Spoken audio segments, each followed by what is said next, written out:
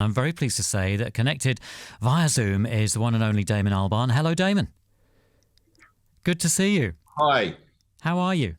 I'm good. Yeah, So, and where are you? I can peer into a room and there's loads of books. And I'm in my studio. Right, excellent. Where this record was recorded, presumably? Well, it was until March. And then obviously with the prospect of everything closing down and not being able to actually work, I just went down to Devon for 5 months, as you do. Yeah. So you were based down there. Just continued working down there, really. Fair enough. So, I mean, I've got to talk about Robert Smith to start with, because that song is so great, and Robert's voice sounds so amazing. Was he somebody easy to persuade to join a Gorillaz song?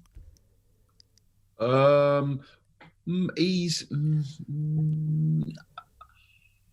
mean, it was. I think with anyone, it's really dependent on whether they like the music, you know. And in his case, it was very much a sketch. It was just like a sort of mad piano part, very straightforward drum pattern, and my niece playing trumpet. That was all it was. But he was really into it, and you know, to be honest with you, he came up with everything himself. It was great. It arrived one morning at 5 a.m. in my inbox, and it was Strange Times. Yeah, amazing. I just think he sounds so great. I mean, the bits where it breaks down and you just hear his voice really highlights just how fantastic his voice is, I think. I couldn't believe it. The previous night, I'd had a bit too much to drink, and I'd fallen over and hit my head on the side of the barn. So I woke up with a massive bump on my head, but feeling quite sort of clear-headed, bizarrely. And there it was. And I sort of put some headphones on, and there was this voice coming, sort of like it sort of time traveled from about 1981 or something like that. Yeah. Yeah, it sounds amazing. And so, you were in Devon when you got the track. It's amazing. It is actually amazing how exactly like his voice used to sound, it sounds now. Yeah, my voice has changed dramatically, really, in 30 years, but his hasn't changed at all. Yeah, that's interesting. So I'm still rubbish. So you were in Devon. So this, I mean, Strange Times, it seems to chime with the times so well. I mean, do you think it was a response to that? Yeah. I mean, we didn't have a title for Song Machine Season 1. Yeah. And it just sort of made sense, really. And yeah, I mean, could have called it lots of other things, but that one was actually, for once, I wasn't being that obtuse. No. It's quite literal, actually. Yeah. But the song was actually written during the lockdown period then? Yeah. And how much of the rest of the album was done in that way? I've just noticed. Look at this. I've got my own Blur teacup. A Blur teacup. That's a pretty early on picture, isn't it? That's the hippopotamus from the first album.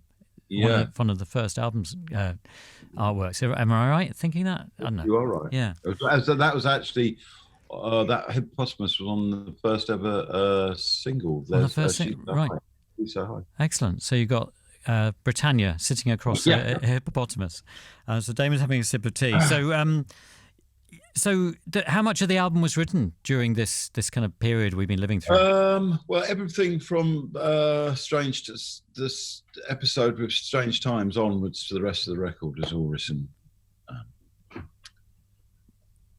down there. Yeah, amazing. We've not obviously no one else to actually physically work with. Yeah. So having to do it all yourself. Oh well, no. I actually managed to convince my engineer to come down in March, and so he lived in the house with I had 3 families in all living, it was hard work, really, because I mean it's very nice, and me personally, I enjoyed having family around, you know, and actually staying in one spot for such a long time. But there was a lot of cooking and a lot of washing up to do. And I was doing a lot of it. When you assemble a Gorillaz album with lots of different guest vocalists and different people get involved, Yeah. how does it happen? I mean, is it really happen chance, or do you have a plan? No, it's very fluid and quite random, really. It's sort of conversations. I mean, we in here we started season 2 yesterday, and sort of halfway through and I'm saying we as Remy Kabaka, who's worked on this record with me. We turned around and we both almost at the same time mentioned somebody, and that's kind of how it happens. You know, it's not a plan, but it's a sort of by osmosis. We come to these kind of, you know, these people. Yeah. And then you go on. Every time it's a very different journey. I mean, you know, some people I knew Elton John, I knew Beck, so that's easier way to sort of start the conversation. And I knew Robert very. Actually, I didn't know Robert. That's rubbish. There's no way he remembers meeting me in a urinal at Brixton Academy in 1990. But anyway, I do now. I know him now. But yeah. So that's always interesting. Is kind of getting to people. How do you connect with them? Yeah. You know, and start the conversation, and then the music starts sort of being shared, and then, you know, it eventually, fingers crossed, turns into something weird and wonderful. Yeah, and when you and then there's times when people are absolutely quite categorically not interested in working.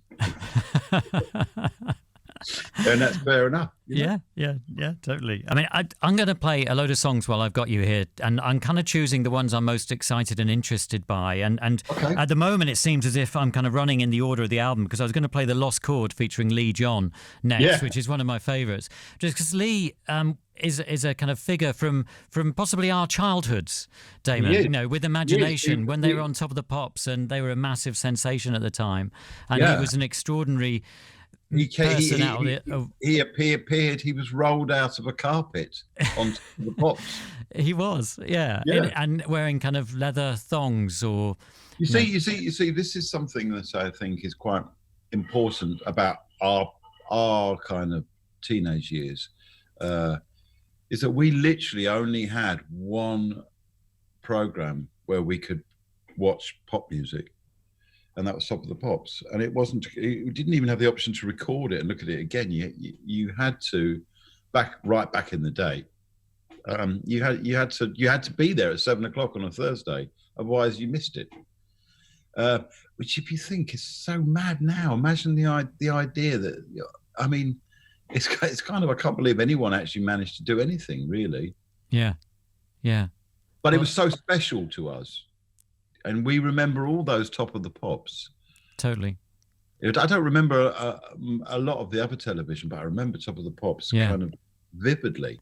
And Imagination were one of those moments for me where I was like, my God, what's that? I love it. Yeah, it's true. You'd be faced with something that you wouldn't know anything about necessarily, and think, wow, you know, what planet is that from? Yeah. And sadly, Imagination had an amazing success, and then they seem to disappear from view. But Leee is back in the fray now. I mean, he's been around for a few years now, kind of singing and performing. I think he's always been busy, and he's always been really big in France and Italy and Benelux countries. Yeah. But he's amazing. This track is great. I mean, how did this one come about? Again, just an email with an MP3 attached? Is that the He actually lives up the road, so that was great. He came down, and, you know, we got on famously. Right, excellent. Yeah, it sounds. And I'm really looking forward to performing with him. I think that'd be fun. Yeah, that would be brilliant. So will he be part of these shows that you've got lined up in December, the live streaming things? Well, I mean, you know, who knows if we actually will be able to do them. If we are, then I think he'd definitely be part of it. But I mean, we're going to try and do something. Genuinely try and do something that hasn't been done before, because I think the live stream works but you can't just kind of just stick a band on a stage and then film it with no audience. Do you know what I mean? It needs to be much more immersive, and really there's no excuse for us not to be like that, because we do have a parallel universe.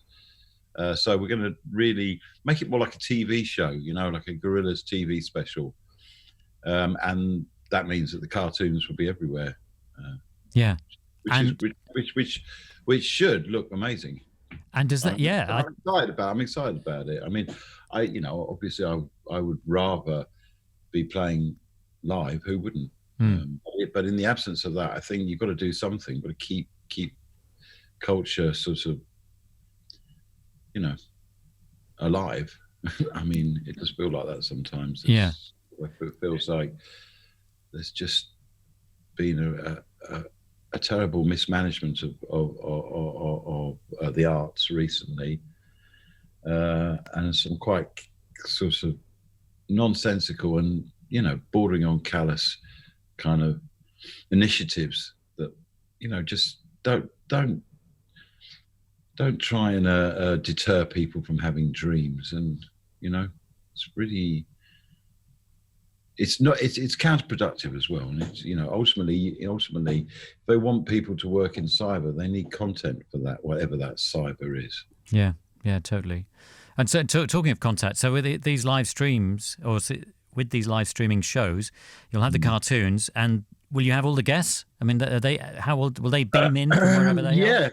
Yeah, kind of. Well, I mean, I don't want to give anything away, but, you know, beam me up Schoolboy Q kind of thing. Right.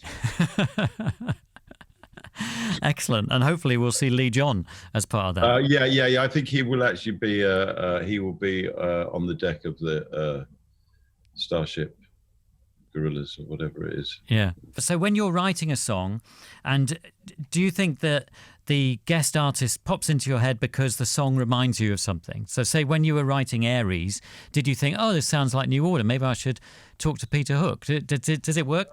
Is it that simple? I mean, I started playing that bass line, and it's like, hang on, this is a Peter Hook bass line. What am I doing? So I rang him up and said, can you play this bass line? And he was like, sure. Wow. It was like that. I mean, you know, I think that happens sometimes. When I get on an instrument, I sort of, you know, I can't really play any instrument well, but I can play most instruments sort of enough. And I kind of sometimes go into these worlds and, you know, fantasize that I'm Peter Hook in New Order or something like that. Yeah, but this is the great scope of Gorillaz, isn't it? I mean, it's such a brilliant project for that. You can kind of go in any direction you like. Do whatever I want, and even more so now because we treat it like episodes. As I say, we started season 2 yesterday, and so I used this new thing that I've got. So Damon's moved his a Maestro box, which is like a really shrill early 1960s kind of mono organ, and then I've just had my old Moo fix, so I did use that, and started like that. Who knows what it'll sound like, but it certainly won't sound like anything that's on this season. Yeah. And when do you think you'll start the new season then? Well, I've started it. Yeah, but I mean, in terms of sharing it with people. Well, I'm going to get in a lot of trouble for this, but I'm reckoning March. Right. Okay, that's quite soon. I mean, the thing is, I think this year sort of has driven Jamie, you know, slightly to the edge of a nervous breakdown in the amount of animation he's had to do. Right. But he did say to me, I said, when because he finishes in November, I said, how long do you need off before you start again? And he said a month. So I took that literally and started. So I will be delivering him episode 1 in January. Right. Excellent. So you're getting the music together, then you send it to him, and then you wait for him to kind of visualize that. Is that how you operate? Yeah, pretty much. I mean, it's hard at the moment because he lives in Paris, so it's quite hard. I mean, although I was over there doing this opera at the Châtelet recently, but it's hard for him to come over here, especially at the moment. But so yeah, it does work like that. Yeah, interesting. And so I was going to play Dead Butterflies next because there's a little section near the beginning where you say, can we just loop that last piano bit? And I think it's like a little window into your way of working, possibly. And well, you that actually, that little bit was a result of a day in Mike Will made its studio in Atlanta. And I didn't really think that we got anything or anything has sort of been achieved, other than I felt sick when I went back to my hotel because of the sheer volume of the bass that they play their stuff at. I mean, it's like, I like loud music, but this literally kind of shook my whole being, and I was like, I was like shivering in bed. I'm feeling really, really odd. I felt fine the next morning, but I'm sure it's to do with the bass frequencies. Anyway, so that was that. And then during lockdown, he sent that little snippet over to me and said, "Look, I found this. It's really great. We should work on it more." And that's what we did. Right, wow. And so that song emerged from that. And you mentioned Remy Kabaka, who you work with, and now he's like an official member of Gorillaz, has been for a few years now, isn't he? Oh, he's a producer. Yeah. He's been producing since The Humans. He's been kind of helping me produce it all. Yeah, and he's always been the voice of Russell, and he kind of works on our fashion thing. Right. Not that I don't really have anything to do with that, as you can see, particularly. But there's although I do now have a mullet. Yeah, I just noticing that. So mullet. Is that it's very purposeful then. You've got to shave the sides, so you've got it longer at the back. Yeah, is he able to give me one stuff tomorrow? Oh, okay. I'm going to get it whatever the process is when you're having a mullet. Right. It's going to get reshaped or sharpened up. Or something. It happened in France. I hadn't had my hair cut I had beard out here and hair out here. And because I was doing this thing in the Châtelet Theatre, everyone said, I think you should get your hair cut, Damon. So I sat down looking like Wurzel Gummidge and came out looking like, I don't know, Pat Sharp. Well, you wear it well. It's looking good, I think. You haven't had a mullet before, I don't think. No, it's. I mean, you could say it's a bit of a midlife crisis. So, on Dead Butterflies, we've got Kano, but we've also got this Roxani Arias. Is that her surname? Yeah. I don't know anything about her. She is absolutely amazing. And is that verse in Spanish? That is she singing in Spanish? I mean, that she just kills it on this track. I think. Yeah. Well, she's from Atlanta as well, so that came through Mike. Right.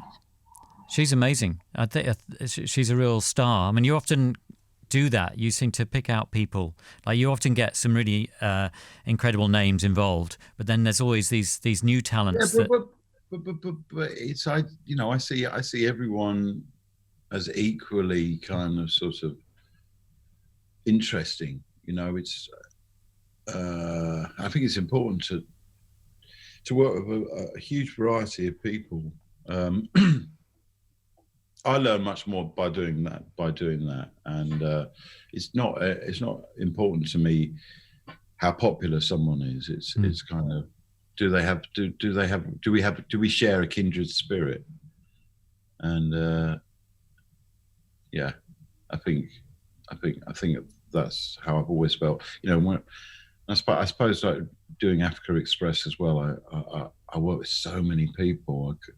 I'm probably addicted to it now, just collaborating. Yeah, because you get to meet all these different talents. They all Yeah, bring well, something. it's just the joy of being a musician is being able to play and out of nothing form a friendship through your musical conversation. Mm. It's a really positive thing, I think. Oh, totally. It is Gorillaz on X-Posure Radio X. It's Momentary Bliss featuring Slowthai and Slaves. I'm John Kennedy. With me via Zoom is Damon Albarn, telling us a bit about the album. That was the first track you put out. This was the first episode of season 1. And that was kind of right at the beginning of the year, was it? Is it around that time? Yeah, we recorded that around this time last year. Right. And I mean, that's a perfect example of the Slaves and Slowthai. Both, completely relate to them, and what I mean. Even though they're a lot younger than me, especially Slowthai, I still feel like kindred in that sense. Yeah. Well, I always think it's interesting the different people you assemble because they seem to represent different sides of you, your personality, your interests. So you might have Slowthai and Slaves there, but then you'll have Jonas Policewoman, or you'll have Roxani or Leee John. It's almost as if Elton John. Oh, and Elton John too. Yeah, this is it. You get to live out your fantasies, but also tap into different things. I mean, I could easily see. Well, working with Leee John was definitely a teenage fantasy, no doubt about that. Fantastic. I love that idea. And I mean, it's interesting you mentioned Africa Express because it does seem as if, that has operated in a certain way for you, allowing you to explore so many different things and meet so many different kinds of musicians. But also, I think in some ways it's allowed you to introduce younger musicians to places and worlds and people that they would never have encountered, because one of the things that you've always done is invite British musicians, emerging British musicians, along to some of these explorative trips that you go on, and these are life-changing experiences that you kind of help create for people. Yeah, I mean, at the moment, it seems like did all of that really happen? You know what I mean? Like, it doesn't seem possible to kind of get a plane full of people and fly to the Congo. It just doesn't seem like. If you said that, hey guys, let's go to the Congo tomorrow, everyone would just go, you're mad. Yeah. So, sometimes I do think, wow. I mean, in the future, I'd still love to be able to do that kind of thing, because I think, as you say, it's such a positive experience for everyone. Yeah, totally. I've got to let you go, but I'm going to play one more song. And I wanted to play How Far. So on the album, there's like an 11-track version of the album, and there's a 17-track version of the album. Yeah. And it's so rich, the whole thing. The extra tracks, all of them could have easily fitted on the shorter version. They're all, outstanding. But it seemed important to play How Far, featuring Tony Allen and Skepta, because we've lost Tony, and Tony was such an important part of your life for the last how many years? How long ago did you meet Tony Allen? I met him in 2000, so 20 years. Wow. I mean, one of my, I was just so honoured and fortunate to have him as a friend, and as a teacher. I mean, God, he taught me a lot about life. Yeah, amazing. And it's it was an awful shock, awful. It really knocked me. So yeah, I'm still very sad about it, but I was kind of 8 months later now. 6 months later, sort of. I at least can talk about it without being reduced to tears. But it does. I still. I mean, this time last year last summer, not this summer, last summer, we were touring around playing with the band The Queen. It's mad. Yeah. It just goes to show you really have to embrace every moment, because I just didn't believe that he just seemed so well and strong. He was like, he had no sense of him being 79, really. Yeah. So it was, but he went very quickly, which I think is always a blessing in a way. Yeah, but a surprise to everybody around him. Well, just a total shock. No, I mean, it's like, you know, I spoke to him on Zoom like about 4 days earlier, and we were having a laugh and a joke. So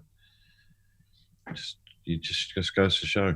Yeah, and with how long ago had you recorded that bit? Well, that was literally the last thing we did in this studio before lockdown. Right. And did Skepta come to you then? Yeah. And this was like a live session then, was it? You know, with the people playing together in a room. Yeah, well, I've done quite a lot of recording with Skepta, actually. So. He's amazing on this track as well. It's got some really great lines on it. No, really interesting things that he's pointing out. And I mean, do you have? Because I'm thinking, over 20 years of knowing and working with Tony Allen, that you probably have hundreds of tapes of you interacting and playing and stuff. I mean, would you be inspired, or would you want to use some of that as a kind of way of extending his work? Yeah, I mean, I've got a lot of stuff that we didn't use when we did Rocket Juice and the Moon, including a ballad duet with Erykah Badu, which was sung at about 4 a.m, and I'm so out of tune. It's hilarious. It's hilarious. It's like you couldn't sing it that badly if you tried. Do you know what I mean? It's like she's singing beautifully, and I'm just can't seem to get it together. It's very funny. It's a funny tape. Maybe you could redo that vocal, and then everybody else could hear it. Well, no, I don't know. I think it's kind of wonderful the way it is. You know? it just needs one of those warning stickers. Well, instead of dangerously out of tune. So not explicit content. I suppose I could run it through auto tune and it'd be fine. Yeah. Excellent. So good to speak to you about Gorillaz. You know what, Damon? We've talked to each other many times over various projects that you've been involved in, but I've never talked to you about Gorillaz before because most of the time when the opportunity arose, I was offered a conversation with a cartoon character or an actor, and I just couldn't do it. No, fair enough. I mean, you know, when our very first interview was for Rolling Stone in America, and we were all on the phone. Jamie was Murdoch, Remy was Russell, and I was 2D, and I even had a voice for him and everything. And we got about 3 questions in, and I just said, I can't do this. Look, I can't pretend. I just, you know. And Jamie was very annoyed because I kind of, you know, I ruined it right at the beginning. I mean, we managed to keep it relatively anonymous, but you know, when I look at like how well Banks has done, you know, to keep himself anonymous, I feel like that was our idea at the same time, you know. But yeah, we failed miserably. Yeah, but pretty tricky, I think. I think you've got to dedicate a lot of energy to it. And at the end of the day, I was like, well, I'm not that bothered whether people know it's me or not, you know. Yeah, because in a way, it's much better that we know. And in America, you know, to be honest with you, in America, people have no idea who makes Gorillaz, so it does actually work. I mean, you know, they honestly don't know who does it. So, which is how it should be, really. Yeah. Yeah. Well, I think now, so many albums in, we know some of the participants, but we just listen to the music as the music, I think. Yeah, and for me, it's just a wonderful vehicle, Gorillaz, and especially now that we've kind of established this episodic thing, I can just do it when I want to do it. Because I mean, making pop music at my age, it's got to be something you really want to do. Otherwise, why would you bother? You know, you know what I mean? I'm a bit of an imposter in another world now. Really, I feel like I'm sort of, you know, the pasture awaits.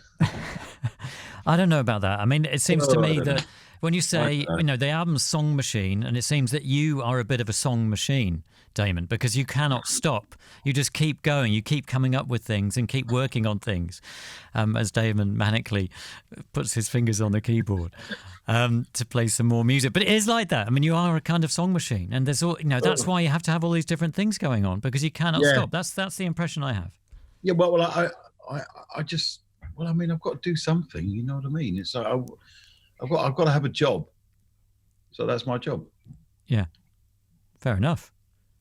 It's working out. Don't give up. Thank you. It's doing quite well. So good to speak to you. Nice to speak to you, John. I'm going to play How Far Now, featuring Tony Allen and Skepta, and we look forward to these live streaming events. Everything going. I really, really recommend people watching, because I think we're going to attempt to do something I don't think has ever been done before. Excellent. Well, which means it could be a right cock up. Hey, you could watch us cocking up, which is funny as well. Yeah, totally. Thanks a lot, Damon.